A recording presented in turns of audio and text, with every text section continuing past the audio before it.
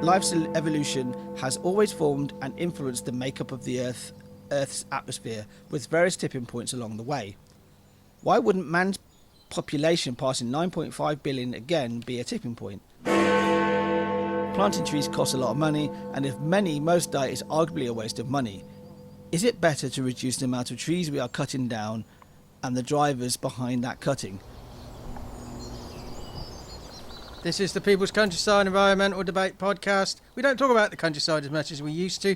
You guys send in questions and we try and cover them. I always try and bring it back to an environmental angle. We hope to stretch your thinking and maybe explore opinions, different opinions to yourselves, and realise opinions are not facts. They're just momentary passes of consciousness. I'm Stuart the Wildman Mabbutt, one of the co-hosts. He is. I'm William Mankelow. Thanks very much for being with us. We're well into the new year now, aren't we, Stuart?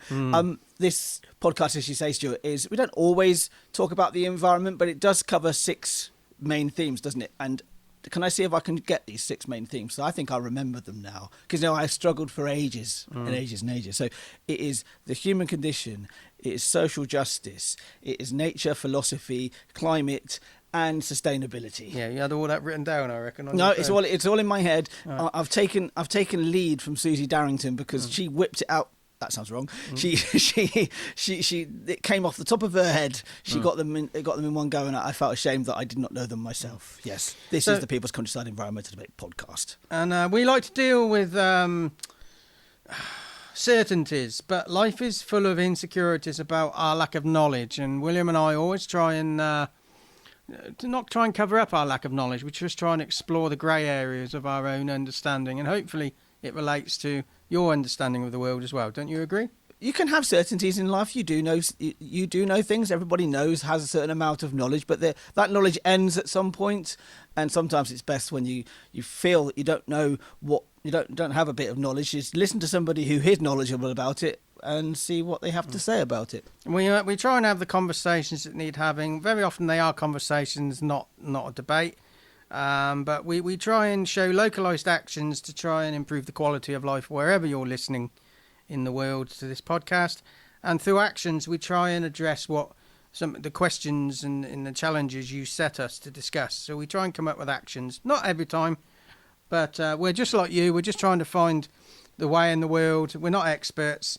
We've gone from having 2 releases a week, which was Sunday and Tuesday, just to Sunday, but we are covering the same amount of questions in a week that is being covered in one episode. And the reason why we're doing that is to freshen up the podcast format for ourselves and also for you as well.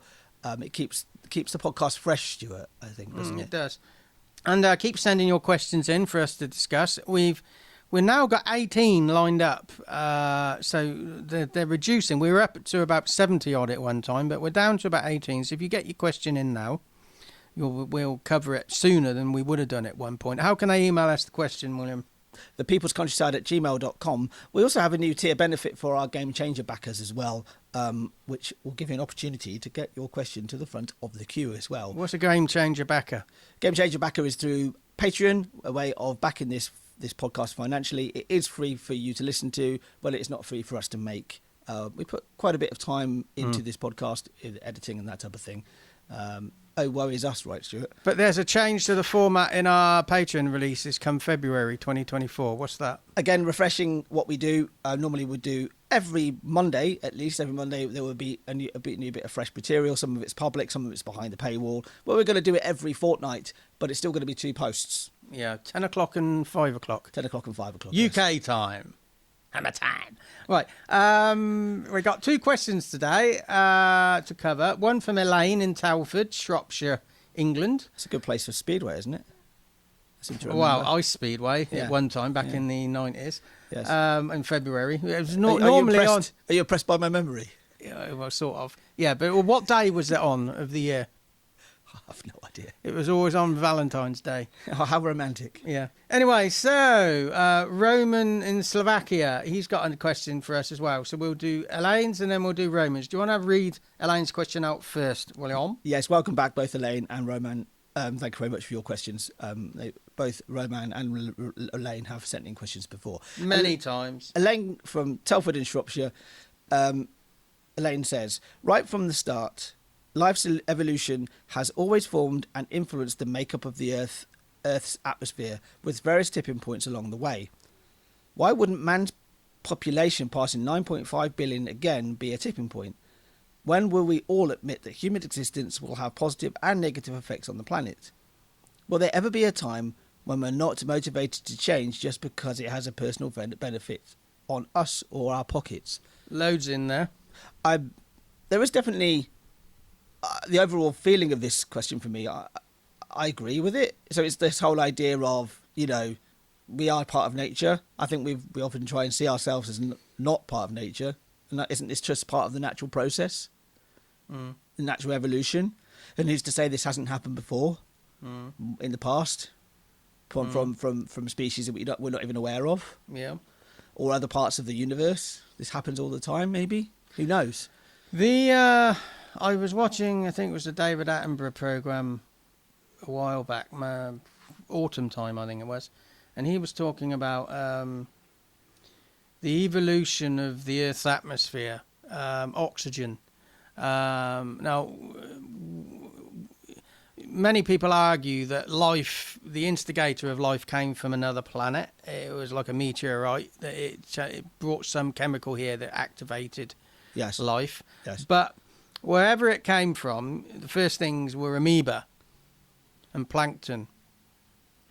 And that when they started to evolve, that they would put out, would produce oxygen in the sea.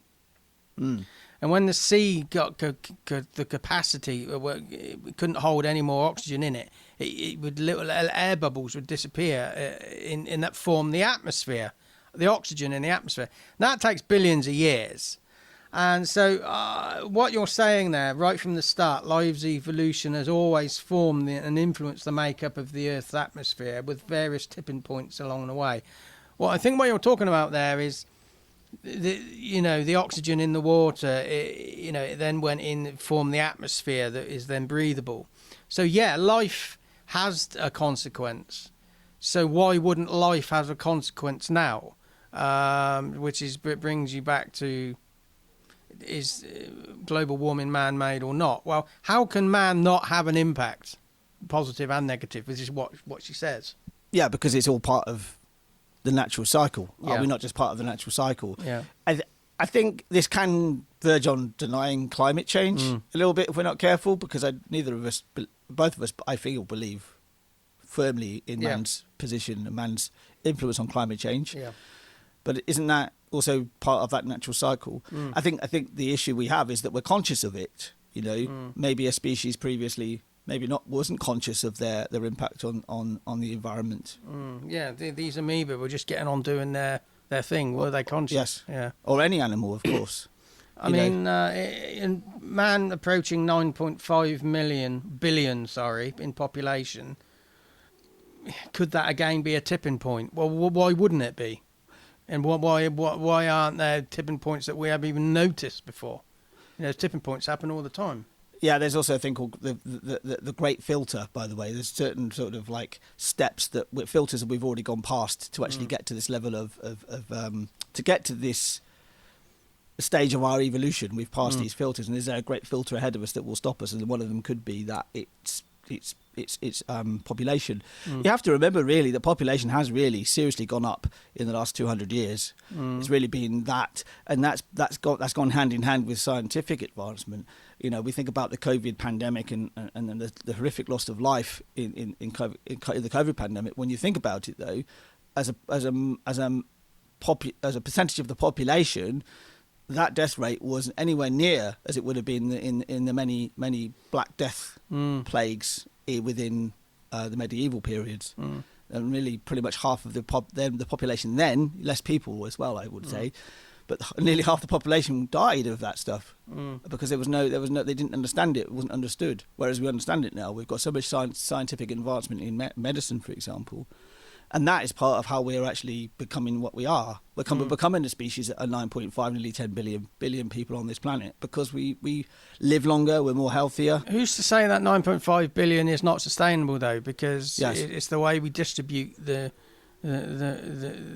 wealth and the food and the resources. That's what's not sustainable. No, I don't think 9.5 billion is unsustainable. Just the way we live, it is. And we talk about population as well as also something that we feel that we can't actually control. But that's not necessarily true, is it? Because again, we understand with the advancement of science, we can control birth rate if we wanted to. But that's kind of an elephant in the room, I feel. Well, I was reading the other day that in Japan that there's a societal challenge there because there's a shortage of births. Yes, of both genders. I saw an intriguing map on Reddit the other day that showed every single country in Europe with the predominant generation. It was saying what was the predominant generation, and the vast majority of European countries are people over 50. That's the highest part of the population. It was only a couple of countries, I think Sweden, that was more infants. And I can't remember other ones. I think it might have been something like the Netherlands that was more Gen X, I think. So, do you know what I mean? It was like, it was quite fascinating that I would always thought that Europe maybe was younger, had a younger population. And as you say, Japan is really struggling because of the older population. It's just, there's a lower birth rate going on there as well, isn't there? There is. I think we've covered life's evolution will always have an influence on the Earth's atmosphere and Earth as a whole. But I just want to quickly, we've also discussed this, but I'll just quickly cover it. When will we all admit that the human existence will have positive and negative effects on the human planet? I don't think we will all agree on anything. I don't think we need to. Again, it's the critical mass. Do you think there'll ever be a point in the future, human future, that we actually would get to a point where we do actually agree, where we can actually almost be a planet species rather than culturally countries? You'd hope, but I think it's... culturally countries is a terrible phrase, but I think we've got to evolve a huge amount before we get to that point. Well, we're still very much in our early evolution as well. Yeah. Will there ever be a time when we're not motivated to change just because it has personal benefit on us or our pockets? I remember leading a walk once, and I asked this question in this clearing. I said, why doesn't man live sustainably? And one person said, we'll never live sustainably because we're only ever motivated by what's in our pockets. Which Elaine sort of hints at again. Will there ever be a time when we're not motivated to change just because personal benefit on us is in our pockets? I would hope to think there is a time where we're motivated by other things as well, but I can't ever see a point where we're not motivated by how much money we got in our pockets. That's always going to influence. These shiny things that we say has value, but it actually means nothing really. Yes, the concept of money I've always found the concept of money a bit bizarre. Yeah, particularly when money is just literally digits. Yeah, as in digital. I don't imagine a time where we're not motivated by that, but I'd like to imagine a time where we're motivated by other things as well. Could we actually get rid of money? Well, the modern day manifestation we probably could, but but the barter system is still money. There's still a financial system. Yes. There's still an exchange of goods and services. There's still value. Again, I don't know as we need to get rid of money. It's just the value system needs to modify. Yes.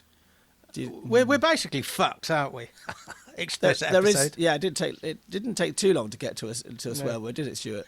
And I'm going to rein myself in for this one. Yeah. I mean, there is this world, it's like science fiction world of Star Trek, which talks about how humans were united because of their small steps into space were noticed by a passing alien. I mean, this is very human-centric thinking anyway. And that first contact led to, more harmonious, because we saw our place in the universe. I would even I don't think that would actually work. Could you imagine if aliens came now what the world would actually, how the world will react to it. We are very protectionist, aren't we? Yeah. We don't want to be dominated. We never want to be dominated. If we ever manage to get out into the space and colonize them, we're just going to make a mess of it like we have here. We haven't learnt the lessons. How do we learn those lessons then? It's getting very deep for a January podcast episode. Our own evolution, and we're not even there yet. It's like the human brain. You asked me once, how does acupuncture work? Yes. And I was thinking last night, an acupuncture, an interpretation I had of it. I came up with it last night. I can't quite remember. I thought, Jesus, that's good, but I can't quite remember. But I think my conclusion was that, well, when you take a painkiller, there are some painkillers that affect the nerve endings where the pain is, and then there are other painkillers that affect the receptors in the brain. So acupuncture sort of it's blocking those chains of communication. So you have these certain pressure points around the body that if you stick a needle in it, it's either going to confuse the brain because it's recognizing something at the nerve end, or it's got a direct lines to the brain. So you're reworking the pathways in the brain effectively. That's how acupuncture works to me. And going back to the human brain, I don't think we'll ever really understand how acupuncture and things like that work, because we don't understand the human brain. And the same with we're beginning to understand it more. We are, but we will never catch up with it. We will always be behind. Well, one of my favourite things about neuroscience, I've said about neuroscience, I can't remember who said it, but they said the weirdest thing about neuroscience is that it's a brain thinking about the brain. Yeah, it is disturbing. When you actually, so to actually know how we're going to evolve and I just think we're on a losing wicket. You know, our ability to question and understand and, in theory, be conscious. It's going to be beyond our own lifetimes. Yeah, you know, way beyond our own lifetime. You know, we are all but mere drops in the ocean when it comes to evolution, even human evolution. You know, 50,000 years of history. You know, when we started really planting crops and becoming agricultural. It's kind of some people argue that was when we started really to become the humans that we are today. Started to really properly settle down into towns, especially. That evolutionary, that's a long time, 50,000 years for a human, of course. But on a grander time scale, it's just again another drop in the ocean. So we're a drop in an ocean, which is already a drop in the ocean itself. But the human brain has been evolving for more than those 50,000 years. It was evolving for millions of years before that. You know, so we're millions of years behind our own brains. That's a nice transition to the next question. We're talking about planting there. Roman in Slovakia, he's placed our second question. He's talking about planting. Do you want to have a read of this one? I started to read it as you were talking. Well, it's kind of like a bit of crossfade going on. The 1990s is calling me. So thanks for your question, Elaine. Our discussion there led to some insights for yourself and whoever is listening to this podcast as well. But Roman, thank you very much. Would you say it's Roman or Roman? Roman, okay. Different stress, right? Roman from Slovakia, thanks for your question and great to have you back as well. Roman's question is tree planting the best thing for conservation? Natural succession gives you functioning communities of trees and shrubs genetically suited to their environment, plus all the species that go along with that. Firstly, planting trees bypasses the natural successional stages that so much of our biodiversity depends on. Secondly, many planted trees are not from local genetic stock and sometimes not even from the same country. Thirdly, most planted trees are not properly looked after and many die. Fourthly, and leading on from the above, planting trees costs a lot of money, and if most die, it's arguably a waste of money. Is it better to reduce the amount of trees we are cutting down and the drivers behind that cutting. This is a move away from your normal subject, Roman, which is Cars and travel and transport. That's my take on it. Let's look at it from the top. Is tree planting the best thing for conservation? I like your thinking here. I don't think it necessarily is. It's how we do it, when we do it, why we do it. I would say it's part. It needs to be part of the bigger picture. Yeah. I think planting trees is a good idea. Potentially. But it's not the conclusion of the matter. No.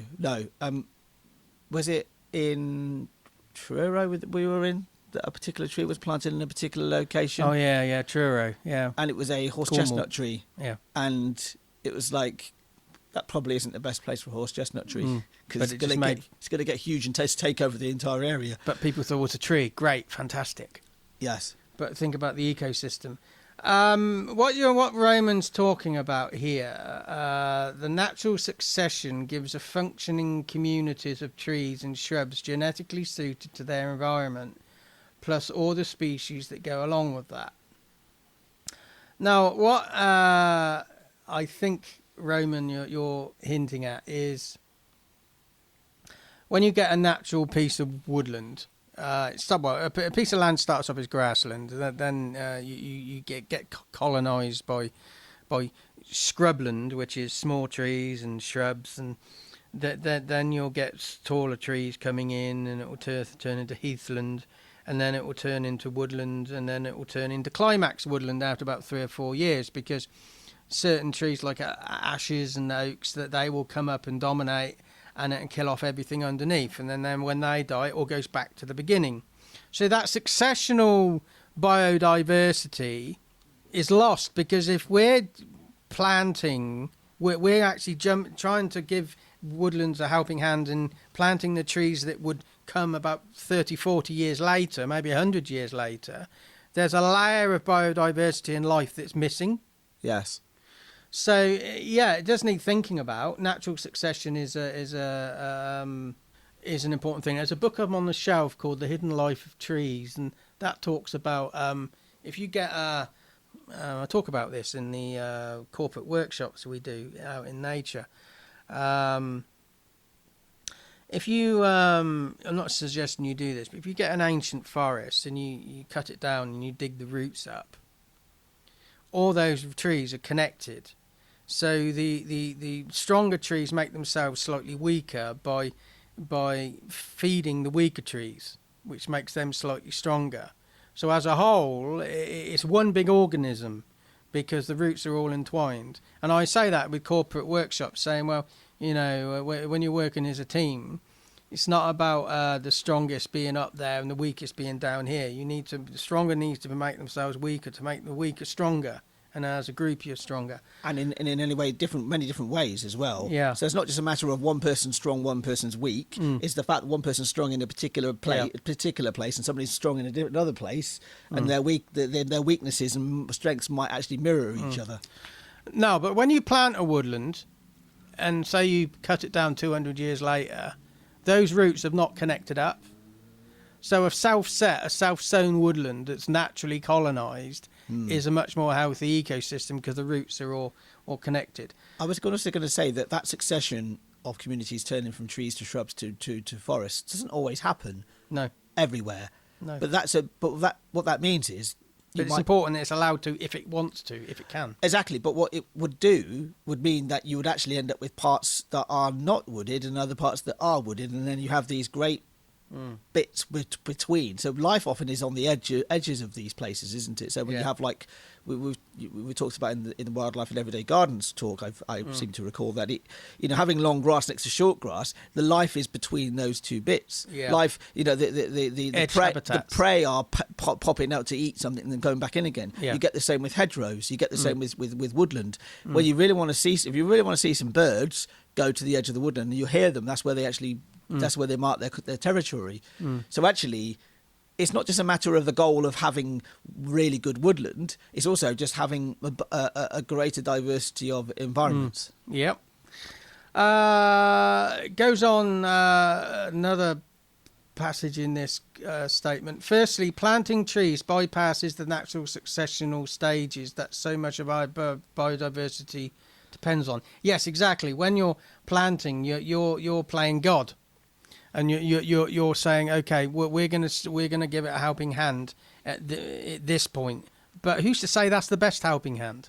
You know, yes. you know, it has an impact. Like in Elaine's question, life has an impact, and us planting trees has a positive and negative impact. And by denying that, denies the learning. I would say that the it's two things about this whole thing. We will go through the rest of the points here. That he's made some. Roman's made some really good points here. But this one thing is it's very human thinking, and it's very human time frame thinking as well. Yeah. We think about.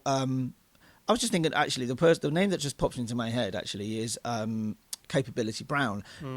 He never saw his gardens in to what they became. He just imagined. He just imagined. He planned them out in his head, didn't he? Yeah. But he never saw them as the mature gardens they became.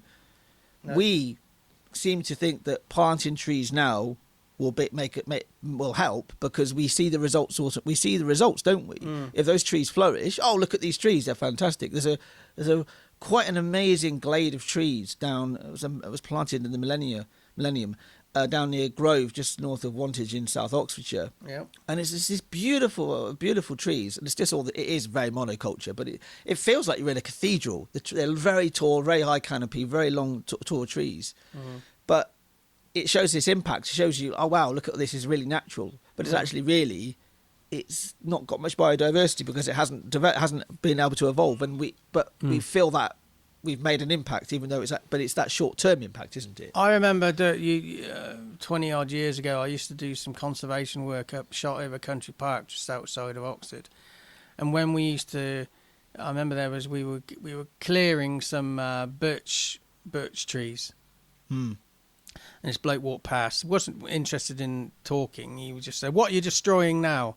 But actually, by cutting down those birch trees, there's a lot of them up there. So we just cleared a section. Didn't clear them all, just cleared a section. And before we started cutting them, there was about 20 different species of plants growing under them. And then when we cleared them, within 3 years, there was nearly 500 different species of plants growing.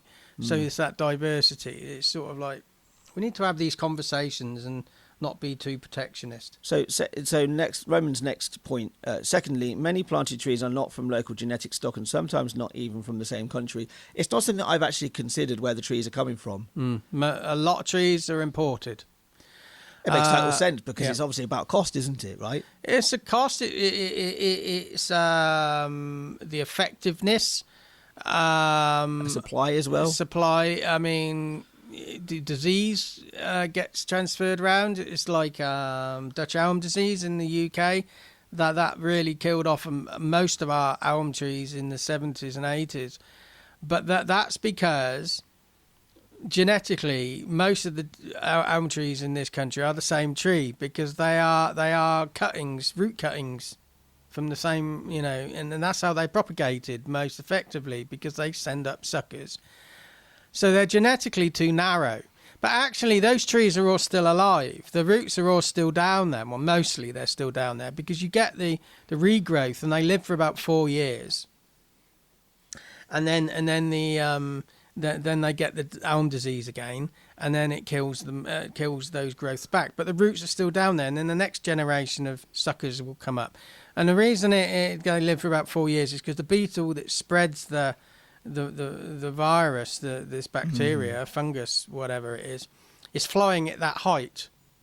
So when it gets to about 4 years old, an elm tree, it flies, the beetles find it, and then it spreads the disease. But those roots are all still down there, and they reckon it will take one generation of elm trees to become immune to Dutch elm disease. Unfortunately, a generation of elm trees is 400 years. So we got another 370 odd years, 360 odd years to go before we see our elm trees come back. But the point there is genetically, we're very efficient at propagating plants, but the genetic makeup is maybe too narrow, so they're not immune. It's like roses. People want to grow roses that are don't suffer with black spot and things, and then various funguses, and they don't suffer with green fly. Most insects find their host plant by smell. So the roses aren't as fragrant as they used to be, as they were years ago in our grandparents' days, because the insects would find the roses through smell. The smell has been bred out of them, so they don't smell anymore, but they're more effective at fighting off disease. But genetically, they're much narrower. Only saying. Do you want to do the third point? Third point. Thirdly, Roman says, most planted trees are not properly looked after, and many die. Yeah, I mean, there is a lot of cynicism when you get all these developments going up, and we're going to put these trees in. If you look next to the Water Eaton Park and Ride in Kidlington, loads of trees are planted around there, and most by the entrance, and most of them just haven't survived. But nobody's noticing. And if you raise that, we'll put some trees in somewhere else. We have to look after these darn things. And why do we just have to plant trees? Yeah. I think just have a little bit more diversity. And there's actually really green space is really good for us anyway. And it doesn't have to just be. I mean, trees are fantastic. And we're going to go through the fourth point here as well. I want to come back to a more positive thinking about trees, because trees aren't bad things, are they? Right. But fourthly, and this is Roman's point, of course, fourthly, and leading on from the above, planting trees costs a lot of money, and if most die, it's arguably a waste of money. Yeah, it is, isn't it? Yeah. So we're just short-term thinking and turning a blind eye. And then somebody else will come along, well, let's plant some more trees. That didn't work, let's plant some more trees. Yeah, so we're not learning. And Roman concludes, is it better to reduce the amount of trees we are cutting down and the drivers behind that cutting? I mean, that's another angle, yeah. Yeah, I mean, cutting down a tree that is evidently going to potentially cause issues, fall apart, drop branches on people, that type of thing. We have our own. We do need to protect ourselves in some ways, but trees sometimes will be cut down because they're just in the way. Yeah, but then at the plain roundabout just before Christmas in Oxford, that's exactly the tree I was talking about. Yeah, and they took a tree down there, and is that just health and safety gone mad? Maybe. Or is I do know the tree officer for Oxford City Council. His heart's in the right place, but and you get caught up in bureaucracy and procedure and health and safety and job protectionism. Are you doing the right thing? Only saying. But I want to finish this this episode off just because we've gone through all in a way, and there's some really good points here from Roman, and we in so many ways agree with them. I would say, Stuart. Yeah. But what are the positives about growing trees? Sometimes it's harder to come up with positives than it is to come with negatives. Talking about a negative, I was talking to a woman the other day, and she was saying there's only one or two people I've ever met that felt uncomfortable out in nature. And she said, yeah, I do like trees, but she said, I saw that tree yesterday. It's not doing anything different today than it was yesterday. Why do I need to see it a second time? I think trees we're obsessed with them because they give us a sense of permanence, and also give us a sense of impermanence when you see parts of the woods and jungles and that cleared. You think actually the Sycamore Gap. Yes, that's an interesting story, because for me it says. A lot of people got very upset about that tree being cut down. It's in Yorkshire, isn't it? There's a Hadrian's Wall. Hadrian's Wall. Yeah, there was a sycamore last year. It'd been growing for 200-300 years in this valley by Hadrian's Wall on the boundary between England and Scotland. Or the ancient boundary at least. The ancient boundary, not the current one. And the current one's marked out by empty whiskey bottles.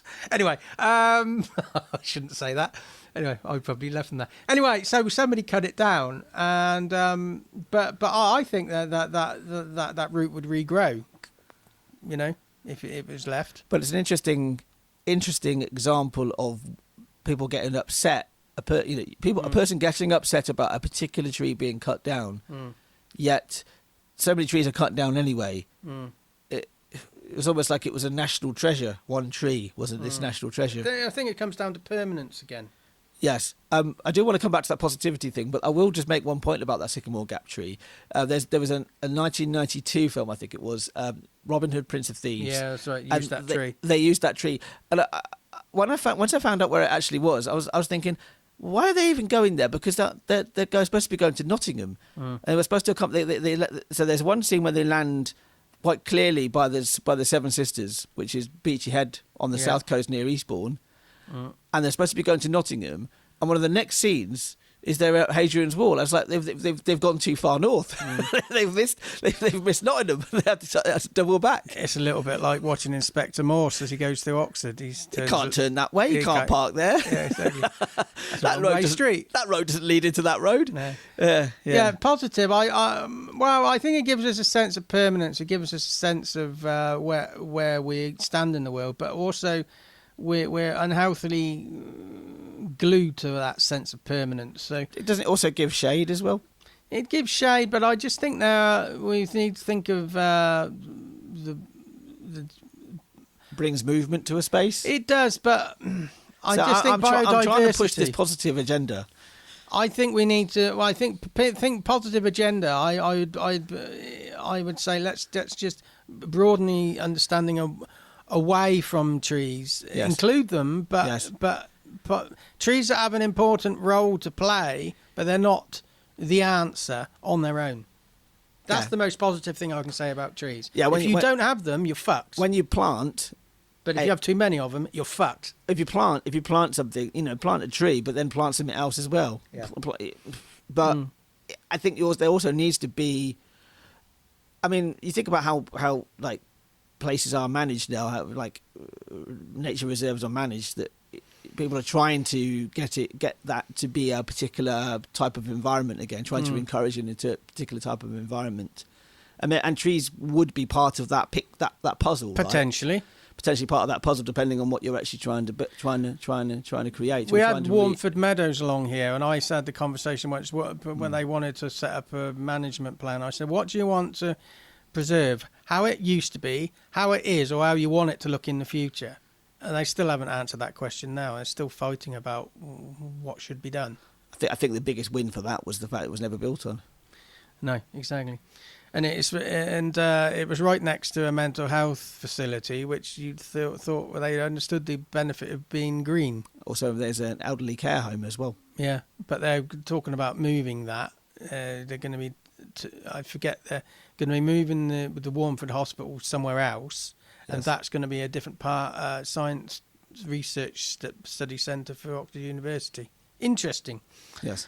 Anyway, so that's another episode of the People's Countryside Environmental Debate Podcast with him, William Mankelow. Thanks very much for being with us, and thanks for tuning in. You always tell me off for saying tuning in. Yeah. It's not a radio, is it? Thanks for listening into this podcast. We really appreciate everybody who listens to this podcast. Yeah. And I'm Ben Stuart, the Wildman, Mabbutt, the other co-host. We'll be back soon. The next two questions are coming from Iris in Wetley Rocks and Fanaka in Kenya.